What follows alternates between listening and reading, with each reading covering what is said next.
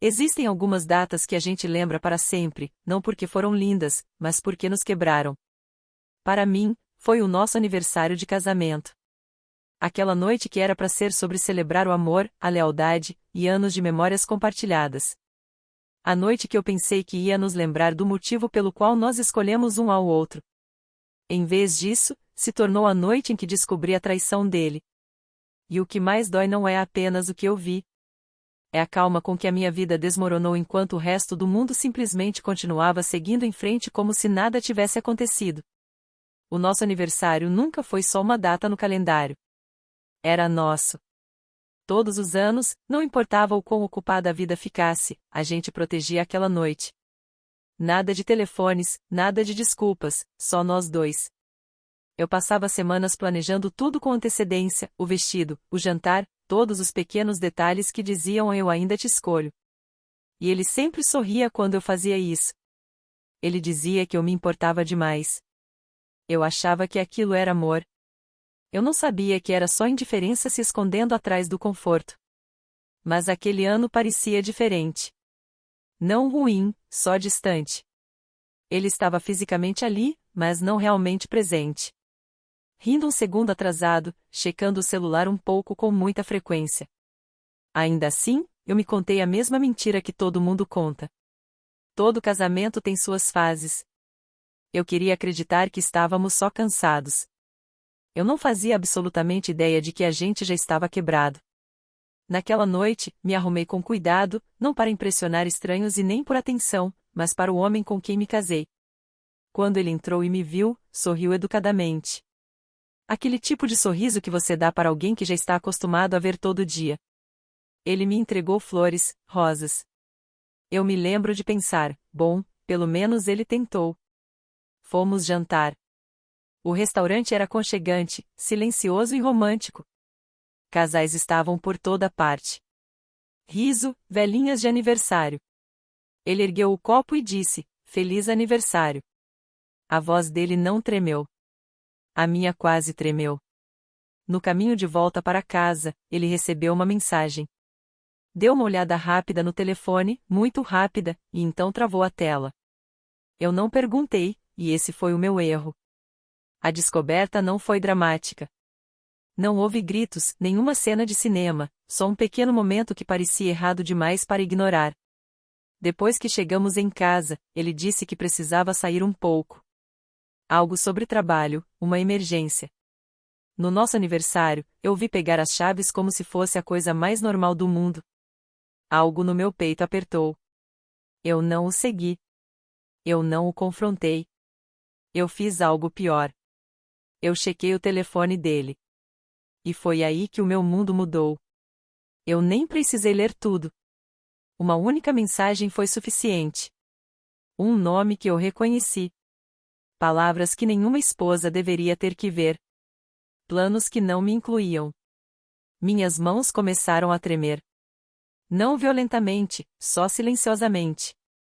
Era como se o meu corpo estivesse tentando me proteger daquilo que a minha mente já havia entendido.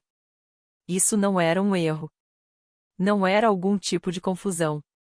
Era uma vida que ele estava vivendo sem mim. No nosso aniversário. Eu só sentei ali na beira da cama, ainda de vestido, ainda com o sorriso que eu tinha praticado no espelho. A casa parecia quieta demais, como se estivesse prendendo a respiração. Quando ele voltou, eu não disse nada. Ele beijou minha testa por hábito, não por culpa. E isso doeu mais do que qualquer raiva poderia doer. Eu não dormi naquela noite, não porque estava chorando, mas porque a minha mente não parava de fazer uma única pergunta: há quanto tempo eu estou invisível? Os dias que se seguiram foram estranhos. Eu fui trabalhar. Respondi e-mails. Sorri para estranhos. E por dentro, algo estava morrendo. Ele agiu normalmente. Normal demais. Ele presumiu que eu não sabia. E foi aí que eu percebi algo verdadeiramente aterrorizante. Ele nunca pensou que eu seria capaz de descobrir. Ou pior ainda, ele não achou que importaria se eu descobrisse. Se você já sentiu esse tipo de coração partido em silêncio, por favor, saiba que você não está sozinho. A jornada para a cura é longa, mas ela começa ao reconhecer a dor. Obrigada por ouvir a minha história.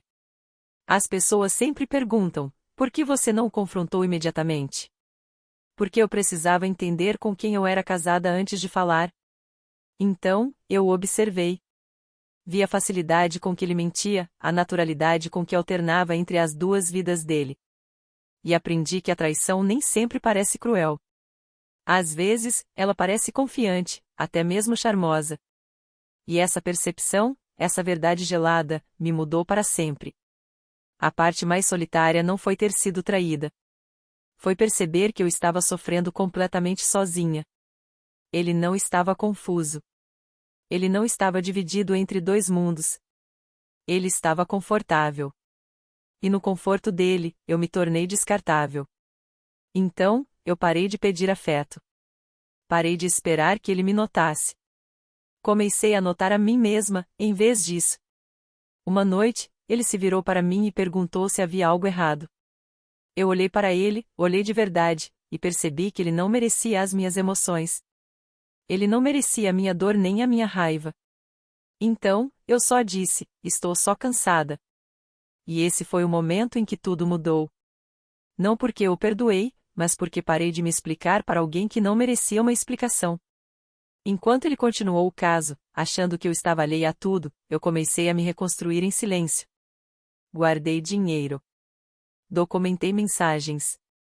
Me preparei emocionalmente. Eu não estava planejando vingança. Eu estava planejando liberdade. Porque as pessoas mais fortes nem sempre explodem. Elas fazem um plano e saem. A verdade sempre encontra um jeito de vir à tona. Não através de discussões altas ou brigas dramáticas, mas através de padrões que desmoronam sob o peso das próprias mentiras. Ele ficou descuidado. Ela ficou impaciente. E um dia, eles foram expostos. Não por mim. Por eles mesmos. Ele finalmente chorou, mas não porque me magoou. Ele chorou porque perdeu o controle da narrativa, da história que ele estava contando para si mesmo e para todo mundo. Ele disse que sentia muito, que aquilo não significava nada. Mas casos não destroem casamentos. A indiferença destrói. E aquilo já estava lá muito antes da traição começar. Na nossa conversa final, eu não discuti. Não gritei. Eu só ouvi. E então eu disse a única verdade que ele nunca esperou ouvir, eu descobri na noite do nosso aniversário. A cor sumiu do rosto dele. Porque naquele único instante, ele finalmente entendeu que eu estive acordada, completamente consciente o tempo todo. Eu não tomei vingança. Eu tomei a minha dignidade de volta. Saí de cabeça erguida, com o coração marcado e o meu silêncio intacto. Algumas pessoas acham que o fechamento vem de um grande confronto. Mas a paz real vem da clareza. E eu finalmente tinha isso. Se você está assistindo isso e foi traído, saiba disso, você não deve uma explicação para a sua dor. Você não deve uma reação dramática à traição. Às vezes, a coisa mais forte que você pode fazer é ver a verdade com total clareza e ir embora em silêncio.